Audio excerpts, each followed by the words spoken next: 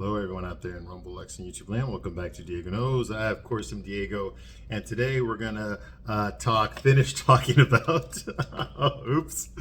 The Devil Wears Prada. That's right, The Devil Wears Prada. You thought I forgot, didn't you? I didn't forget.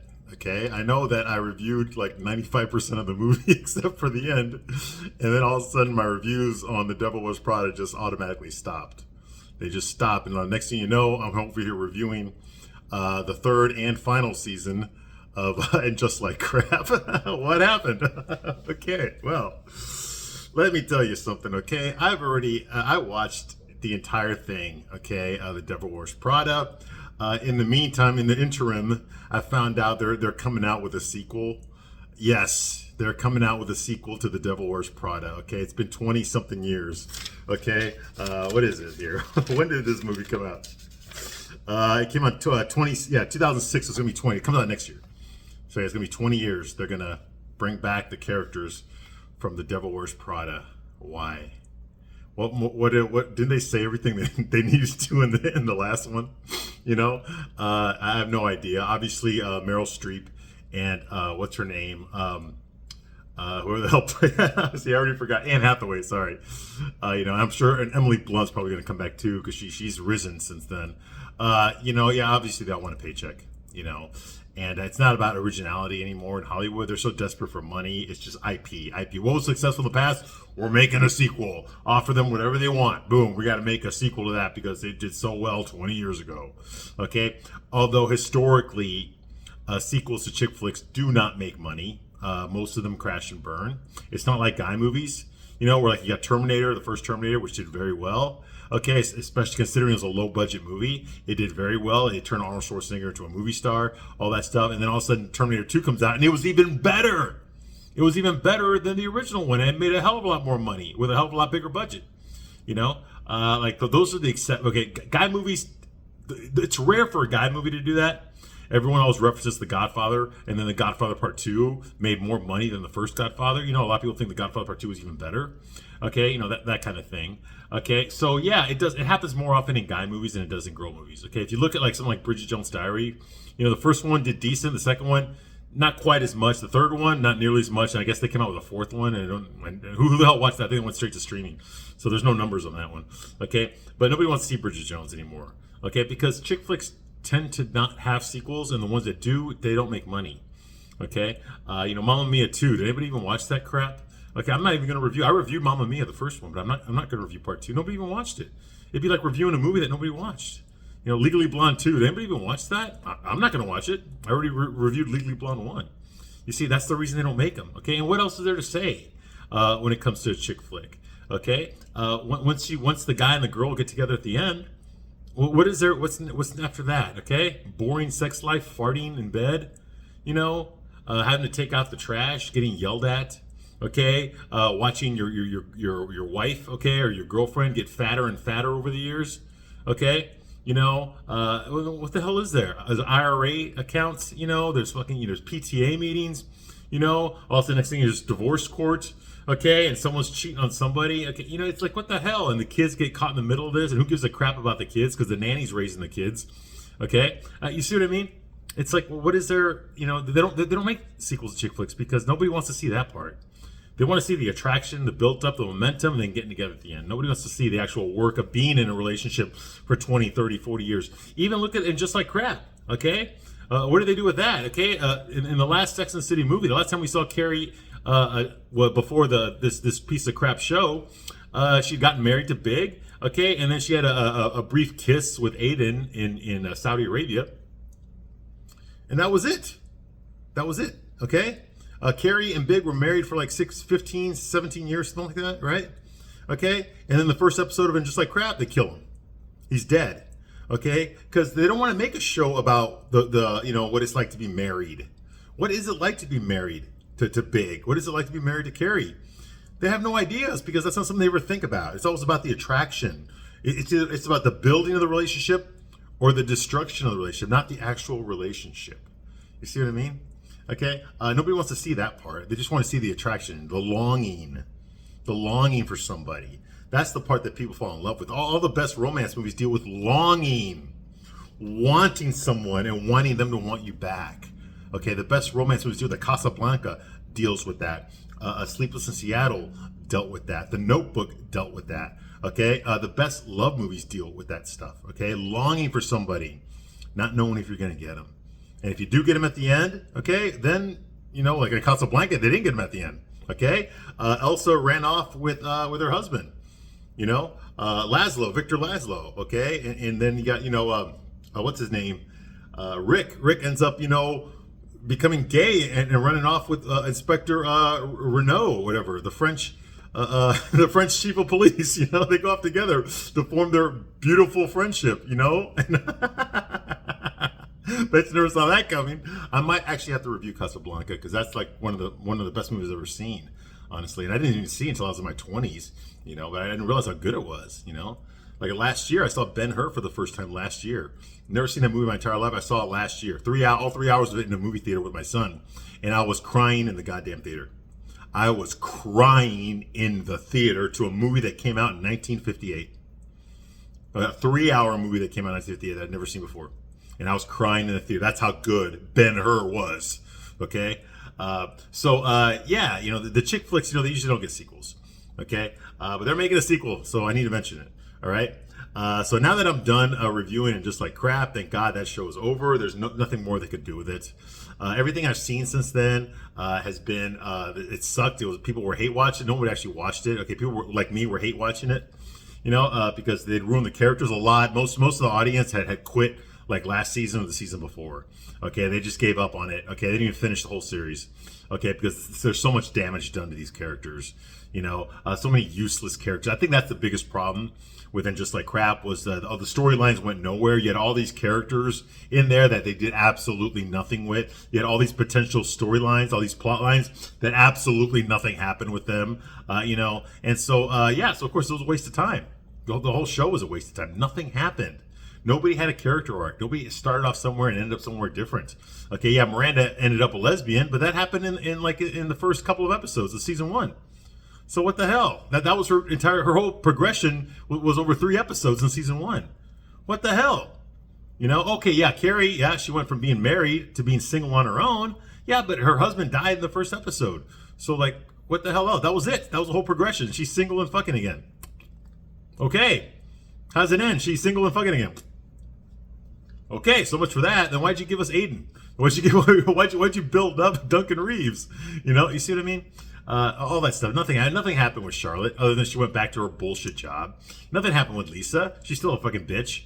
You know? So it's just like, what was the point of that show? Okay? What was the point of that show? But we're not talking about that anymore. Okay? I'm done talking about that. We're talking about Devil Wears Prada. Okay? Now, I think if I remember correctly, I told you when I was reviewing it that the movie wasn't that bad. I've seen a lot worse chick flicks than this. And to call it a chick flick is kind of a misnomer because it is a chick flick, but it's not about romance. It's not about falling in love. Okay? It's about falling in love with your job. Okay? And I remember telling you that, you know, if you want to succeed in capitalism, in corporate America, you know, if you want to make it to the top of the ladder, okay, it's not about screwing over the person next to you, although there's a little bit of that. Okay? It's about outworking everyone else in the room. Okay, you've got to be able to do what everyone else in the room is not willing to do. You got to be willing to go there. You have to sacrifice your weekend, sacrifice your free time. Okay, sacrifice your relationships, sacrifice everything for the job. Okay, the job comes first. Okay, if you want to make it ahead in corporate America, that's what's got to happen, and that's the lesson that she learns. Okay, that's the lesson that Andy learns in the movie. Okay, and she becomes that. She becomes the machine. She says fucks over her boyfriend, fucks over her friends. Okay. You know, and just decides to go corporate, okay, to be like Miranda. Okay, Miranda, her bitchy boss, okay, who's at the head of the fashion industry in New York. Okay, she's the head. She goes to the Vogue magazine. It's not Vogue. It's something else. I forgot what it's called. That's the one. But you know what it's called. Okay, and so Meryl Streep plays her pretty well. Miranda.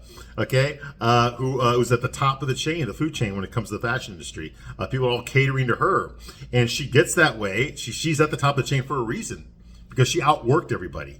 Okay, she planned everything 3 steps ahead. Okay, she had to learn how to do that at a young age, so that in order to be at the top of the totem pole. So she earned her spot, and I did enjoy that. I appreciated the fact that the reason Miranda was there was because she outworked everybody. She sacrificed everything, husbands, her children, everything. Okay, got thrown in the fireplace if it got in the way of her, running the fashion industry in New York. Okay, that's the amount of commitment that she has. Okay, and you don't see that too many people do that. People put their families first. I do too. I put my son above everything else. Okay, obviously, nothing that I do is going to interfere with me taking care of my son. You see what I mean? But for people like Miranda, there is, fuck that. It doesn't matter. Okay, nothing comes between me taking care of the company. Okay, you see what I mean? And once you have that position, you're going to fight to keep it. Okay, because there's people going to try to dethrone you. There's always going to be people trying to dethrone you. Okay, so you can never rest on your laurels. You must always be vigilant. Okay, it's very like Game of Thrones. You've got to have someone you can trust watching your back. Okay, and then someone watching that person's back. And you always have more people watching each other's back because you can't trust one person to watch your back. You see what I mean? Okay, and that's the dog eat dog world that this movie invokes. Okay, that's the world that Andy falls herself into. She's in that world. Okay, and she becomes like that. She becomes a total fucking narcissistic bitch. Okay, she dumps her boyfriend. Okay, because he can't stand her anymore. Okay, and she ends up fucking the guy that she wanted to fuck the whole time, and we know goddamn well she would have fucked him anyway. Okay, it's a plot contrivance. They don't want you to hate her. Okay, so damn well that the second her boyfriend said, I don't want to see you anymore because you've changed, immediately she's fucking another guy. Okay, she couldn't do it before that happened because that would have meant the audience would have been against her. Then, oh, Andy, you fucking bitch. Well, goddamn well, realistically, that's exactly what would have happened. Okay, she would have had sex with that guy behind her boyfriend's back. Okay, and then she would have broken up with him because she found a bigger, better deal. He's like a cook. Okay, in like a third-rate restaurant, and the guy that she fucked is like an established professional writer. Okay, like he's got the kind of job that she wishes she had. Of course, he got more money, better looking, everything. All right, so of course she was gonna cheat on him. Okay, but the movie had to make it look like, oh no, it was in Paris and she was drinking and she was newly single, and I get the fuck out of here. Okay, this shit would happen in New York. All right, and we all know that, but the movie wants to pretend that we're all stupid and don't see that coming. That's why I need a straight guy to review these goddamn movies. Okay, I'll give you a straight man's point of view. I got nothing to get my line to you here. Okay, and so anyway, Andy realizes that she's changed into somebody else. Miranda gives this great denouement inside of a limo. Okay, that's just driving them both to another event. Okay, and for those of you who don't know, sorry, Andy is the secretary, the assistant. The official assistant of Miranda. Okay, so as she tells her, she's like, you know what? I think I want to take you under my wing because you've impressed me. You think 3 steps ahead like I do. You think the way I do. Okay, you even fuck over coworkers in order to get ahead like I do. That kind of a thing. Okay, because Miranda's a manipulator. She manipulates people in order to get what she wants, and she can see that Andy is doing this too. Now, Andy all of a sudden is disgusted with herself. She realizes, Andy, at this moment in France, in Paris, she realizes that she is the bitch. She is the bitch that she never thought she would ever be. She didn't like people in the fashion industry. She thought they were all pretentious. They cared more about the looks than they did about like doing anything positive in the world. She just took the job because she wanted to put it on her resume. She wanted to work for Miranda. Okay, for a year, put that on her resume and then go do something else. So she never really gave a shit about the industry that she was working in. Okay, unlike, the other people that are in that industry. That to them, this is their life, this is their bread and butter. This is their breakfast, lunch, and dinner is fashion. And they expect people that work there to feel the same way. And they don't. It's kind of sad because they could use this advice in Hollywood right now. Like the people that make Star Wars, the people that make like the Marvel movies, the MCU, those superhero movies, even the people that made And Just Like Crap, that TV show, okay? They don't have any love, okay? The people like Star Wars don't like Star Wars. It's a bunch of lesbians, okay? And stuff, it's a bunch of gays and lesbians, okay? And people that did not grow up loving Star Wars, they just hijacked it, they took it over, and it became nothing but a gay bar in space. Okay, no wonder nobody wants to watch that shit. Okay, look what they did to the Marvel movies. The MCU, the MCU, okay? They got rid of all the male superheroes and replaced them all with women that are better and stronger and smarter and prettier than all the men, okay? And they don't struggle as hard as the men do. And they defeat the villains easily, and the villains are always men. You see what I mean? Like, nobody wants to watch this crap, Okay, these people do not understand comic books. They don't understand their audience. Okay, comic books and Star Wars has always been for boys. Okay, that's why they're losing all their customers. Variety even did an article about this a couple of days ago. Okay, or last week. Okay, how Disney has lost the boys. The boys are not watching anything that Disney creates because they've been talked down to. They've been treated like crap, just like crap. Okay, the people that made that show, they didn't care anything about heterosexual relations. I doubt there was one straight person involved in the making of that show. Okay, they didn't care anything about heterosexual relationships, and that was the point of Sex and the City, was heterosexual relationships. Yes, you had a few gay characters; they got their own storylines, but they were on the side. They weren't the main characters. Okay, they were ancillary characters. Okay, whereas the whole gay thing became one of the main focuses on and Just Like Crap. The same thing with the BLM, the Black Lives Matter shit, the racism, the sexism, all that shit. It just became propaganda because the people that made the show didn't give two fucking shits about Sex and the City. They just wanted the message to go out there. Their far left woke ideology, they just wanted a platform for it. It was always about spreading their message. It was never about entertaining us with heterosexual relationships, okay? Progressing those. You see what I mean? Everything became activism.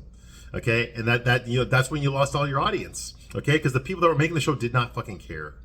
Okay, same thing with the fashion industry here. Okay, Andy did not care. She did not care about the fashion industry. Hence, she was a poor fit for it because she didn't give a shit about it. Okay, it took Nigel, her coworker, to tell her basically, you keep complaining, but yet you don't fucking do anything important here. You don't give a shit about what we do here, but yet you're the first one to complain that you're not being treated fairly. You see what I mean? And I like the fact that he did that. He called her out. So there's some good stuff in this movie. There really is. Okay, I enjoyed it more than I thought I would. Okay, but ultimately, I'm gonna call out the bullshit. All right. Now, we left off last time, and Andy came to the realization, okay, that Miranda is a bitch. Okay. Well, she already knew that, but she realized that she's a bitch now too. She's turned into Miranda. Okay, a lower version of Miranda, and now she's disgusted with herself. Okay, all the expensive clothes that she wears now. Okay, she's isolated her friends. She treats them all like shit. Okay, she let her boyfriend, who she loved supposedly, that she lived with, she let him walk away from her. Okay, so that she could fuck some other guy. Okay, and and she doesn't like the person she's been, and the guy that she fucked ended up just using her anyway. He was in cahoots with the editor at Vogue Paris or whatever. Okay, that was gonna take over the magazine, and Miranda was gonna lose her job. Okay, but Miranda outsmarted all of them. She out-manipulated everybody, so she came out on top. All right. Okay, and she lets Andy know that. Like, yeah, I knew they were plotting against me the whole time. But I beat them to the punch, okay, and I kept myself. And you're like me, and I want to tutor you to be more like me, okay. Well, Andy's disgusted at herself, and she leaves. She abandons Miranda to the paparazzi, okay. She leaves. She decides that her ideals are more important. What ideals? Okay, you already threw all your fucking ideals in this shitter. Now, after you've already done the damage, after you've already hurt the people, okay, now you're sorry about it. Now you realize that you're an asshole, okay, and now you're gonna stop. Okay, well, I guess better late than never. Okay, but it's hard for me to forgive somebody or to have empathy for somebody who's not sorry for what they did. They're sorry for what they became, but they're not necessarily sorry for what they did. Okay, I don't see her trying to apologize to her friends, the ones that she treated like shit.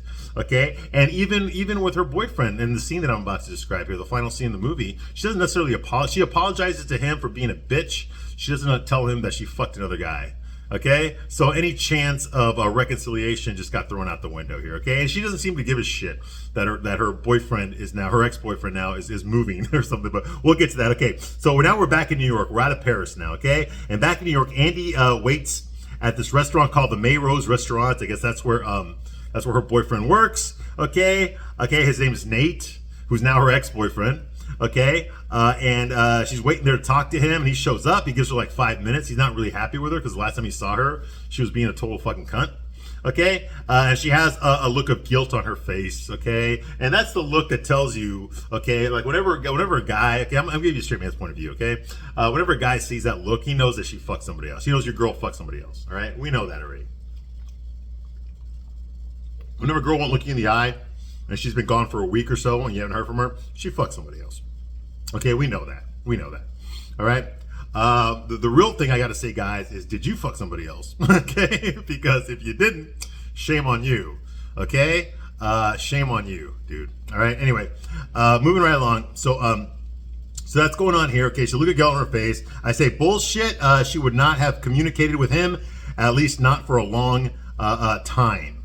Okay, so the fact that she immediately calls up Nate, her ex-boyfriend, to talk to him, to set up this meeting, I don't believe that at all. Okay, I think if she was really sorry for what she did, if she really ashamed of herself for her behavior, okay, the past several months, okay, and in Paris, she would have waited a while before she would talk to him. She wouldn't have done it immediately, okay, because everything's still too fresh. Okay, she's too excited. She's too emotional right now. Okay, he has had no time to process anything. All right, so you know, it's too soon. Okay, she would not have communicated with him, at least not for a long time. Okay, moving on. Andy tells him, "You were right." She tells Nate, "You were right. I turned my back on everybody, and for what? For some nice clothes, you know, that kind of thing, you know." And Nate tells her, he's like, yeah, you did. You turned your back for what? For shoes? For shorts, jackets, and belts. And he's like, I'm sorry. Just like that. Like a little fucking bitch that she is, right? Yeah, sorry. If it was the other way around, okay, would you be so easy to forgive? Fuck no, you wouldn't. Fuck no, you wouldn't. You'd be throwing shit. Okay, if he was the one telling you this, you would be throwing shit. You'd be calling him names. You'd make a fucking scene. Okay, you'd be calling out loud what a piece of shit he is, and all the women in the goddamn restaurant would be clapping and cheering you. You know, goddamn well that's what happened. Okay, but since you're a woman, none of that shit's gonna fucking happen. Yet somehow men are all the assholes, right? Now get the fuck out of here. All right. Anyway, yeah. You know, you always want compassion and empathy when you're the one that did it. Okay, but when it's someone when someone does it to you, oh shit, dude, the gloves are off. Time to make a fucking scene. Time to throw things. Okay, right? Time to attack people, right? Okay, moving right along. You know, okay, and she's not really sorry either. Okay, she means, she what she meant when she said I'm sorry and then barely looked at him, wouldn't make eye contact with him. Okay, she means she's sorry for fucking Christian. Okay, the handsome, successful, rich, white novelist. Okay, that she fucked in in Paris. Okay, but the movie's not going to go there. Okay, and Nate is too stupid to read into that. Of course, he's too stupid to read into that. Okay, and also she ain't gonna tell him that. She ain't gonna tell him she fucked another guy. She's been wanting to fuck another guy this whole time. She ain't gonna tell him that. Of course not. That would make her look bad. You see what I mean? It's only bad when guys do it, right? Right, ladies? It's only bad when guys do it, right? Anyway, so that's going on here, okay? And Nate, of course, is too stupid to figure that out. You got to keep Andy good.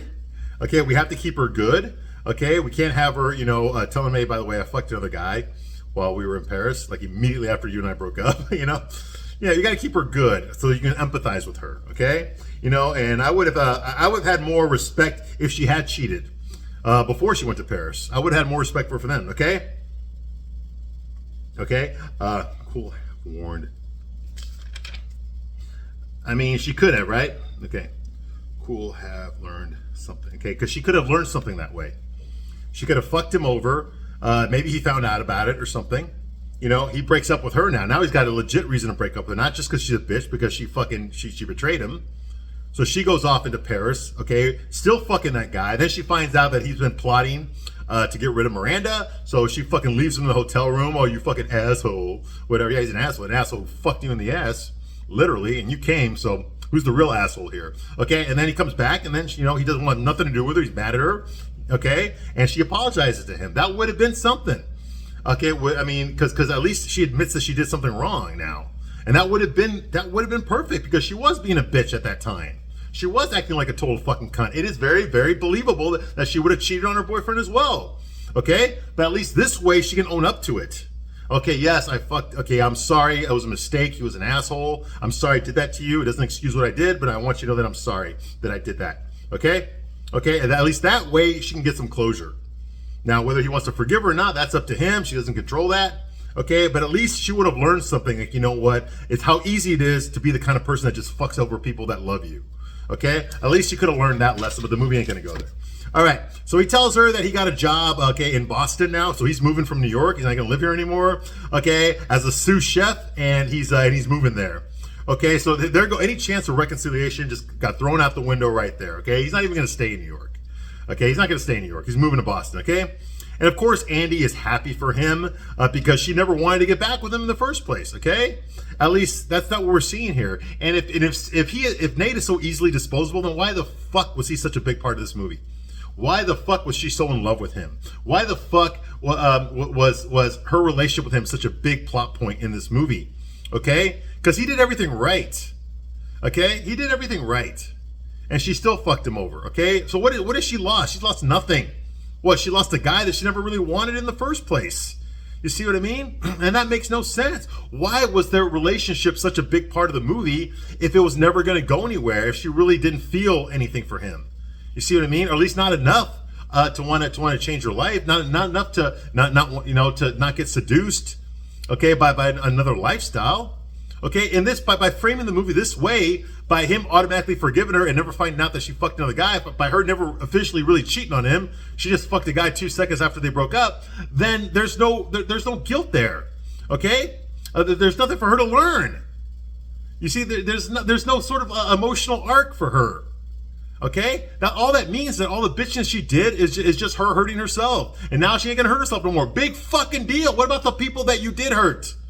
Movie don't want to go there, and that's why I kept saying the whole time I've been reviewing this movie. This movie fucking it misses the landing. It does not stick the fucking landing. There are no consequences for her.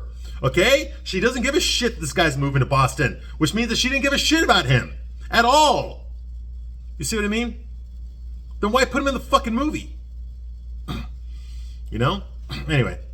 Of course, Andy's happy for him, blah, blah, blah. She never really wanted to get back with him because she never gave a shit about him. Okay? Apologize without really apologizing is what she did. She never mentioned Christian. She never told him that I fucked another guy in Paris. Okay? Or that I've been wanting to fuck another guy this whole time we were together. Okay? And she doesn't apologize to her other friends at all. Okay? There was the gay guy and there was the black girl. And she never apologizes to them for being a fucking bitch either. Okay? Because she hasn't learned anything. No story arc, no character development. She learned nothing. She learned nothing from this. Okay? Now, of course, he agrees to stay friends with her. Yeah, of course. Okay? Yeah, right. Okay? See, everything's okay. No consequences. No consequences. He's actually like, yeah, it's okay. I think maybe we can work something out. We can still be friends. I can still make you grilled cheese. I think it's possible I can still cook you the grilled cheese. That kind of thing. So he's not mad.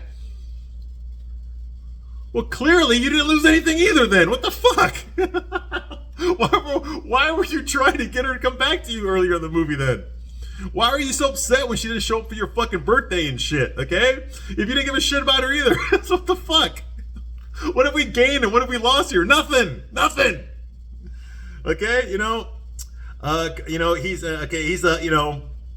Andy is just a selfish piece of shit. Okay, and now she's not going to change. Okay? And Nate is just the nice guy. He's just a nice guy, okay, who always gets fucked over in these movies and in real life. Okay, he's the nice guy who wears too much fucking eyeliner. Okay, and so of course he's okay being a fucking cuck. He's okay being the guy that got fucked over. Okay, yeah, I'm pretty sure. Yeah, okay, and that's what this movie wants you to know about guys. Okay, we're superfluous. We don't fucking matter. Okay, being the boss bitch is what matters. Okay. Andy interviews for this newspaper called the New York Mirror. It's a modest news magazine. Okay, the boss doesn't know why Andy would leave Runway magazine. That was Miranda's magazine, the Vogue, copycat magazine. Runway after less than a year. He doesn't understand why he would leave such a prestigious fashion magazine like that after less than a year to work in this humble blue collar, tiny little New York Mirror magazine. Okay, a newspaper, right? And Andy says, I learned a lot, but I screwed it up at the end. Okay? And so he tells her that he got a reference from Miranda Priestley. Ooh. He actually got a reference from Miranda Priestley at Runway magazine. And he reads it to her, He said, we contacted Runway, and I got a letter here from Miranda Priestley. She has something to say about you. She says, of all the assistants I've ever had, Andy was by far the biggest disappointment. She's like, and if you don't hire her, you're an idiot. Ooh. So it's like a compliment hidden inside of an insult, okay? Okay, so the boss guy, the interviewing guy says you must have done something right. Okay, and so the very next scene, Andy's walking out of there. Okay, out of the mirror, whatever, the Daily Mirror. She's all happy because she's got a job now. She's not wearing those expensive clothes anymore. She's just more casual, like she used to when the movie started.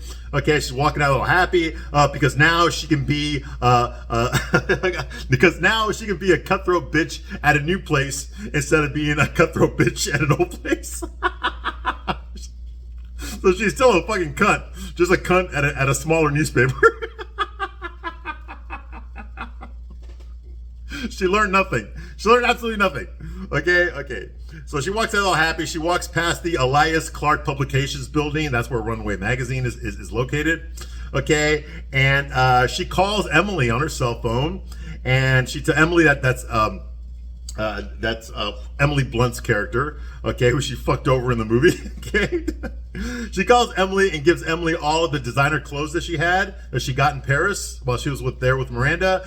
She gives them all to Emily as a way of compensating her for fucking her over and going to Paris, okay, instead, and which Emily was supposed to go, but she got hurt. Okay, but it didn't matter because Miranda didn't want Emily anymore. She wanted Andy to go. Okay, so she got all butthurt by that. All right, and she started eating again. Okay, anyway, it says, like, you know what, all these clothes that I had got in Paris, well, I don't have any room for them, so, you know, I really just need to get rid of them, and I was kind of hoping that you could do me a favor and maybe just, like, take them off my hands. And Emily's like, I think in this case, I can accommodate you. In other words, get all these free clothes, right? Free expensive clothes. Okay, so that's her way of making up to Emily. Okay, Emily pretends to be upset with this, but she agrees to accept the clothes, and so she gets an apology too. Okay, so Emily and Nate get an apology, but Nate never knew what she was apologizing for. He never found out about her fucking the other guy. Okay, and wow, the guy that she fucked over gets nothing, but the girl she fucked over gets a whole new wardrobe. Oh my God, isn't that fair? How's that for girl power, right? Yes, exactly. Okay. Emily tells the new assistant that she has very large shoes to fill.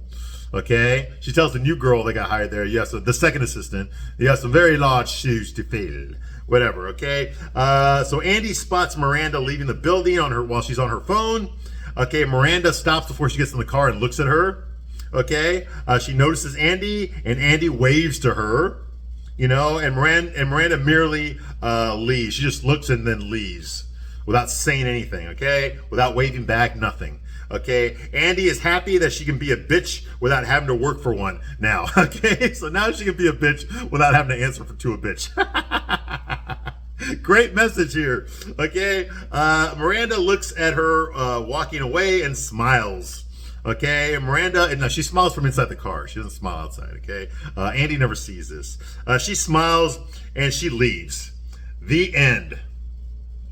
The end. She smiles and she leaves, and that ends the fucking movie. So in a sense, Miranda is proud of Andy for sticking up for herself, but she's upset that she cannot manipulate her anymore, okay, and turn her over to the dark side to be as old and miserable and successful as she is, okay. And I guess that's the meaning of the movie.